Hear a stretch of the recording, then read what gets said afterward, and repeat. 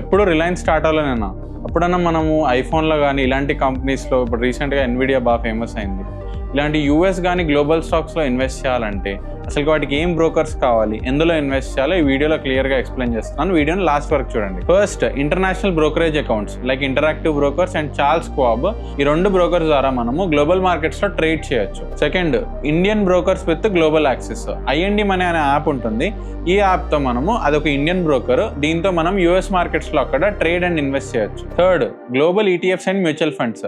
ఇది చాలా simple. Already global స్టాక్స్లో కానీ గ్లోబల్ కంపెనీస్లో ఇన్వెస్ట్ చేసిన మన ఇన్స్టిట్యూషనల్ ఇన్వెస్టర్స్ ఉంటారు కదా, వాటిలో మీరు ఇన్వెస్ట్ చేయొచ్చు. ఇప్పుడు వీటిని అనలైజ్ చేయడానికి కావాల్సిన tools Yahoo finance and Morningstar. Yahoo ఫినాన్స్లో మీరు స్టాక్ చార్ట్స్ని కానీ కీ డేటాని అంతా అనలైజ్ చేసి పెట్టుకోవచ్చు. మార్నింగ్ స్టార్లో ETFs, mutual funds, company ratings, ఈ డేటాని అంతా మీరు అక్కడ అనలైజ్ చేయొచ్చు. సో ఇలాంటి stock market and investment content గురించి అజయ్ మామిడిని ఫాలో అవ్వండి.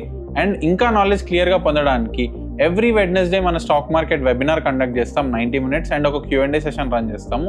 మీ డౌట్స్ అన్ని క్లియర్గా లైవ్లో క్లారిఫై చేస్తాను.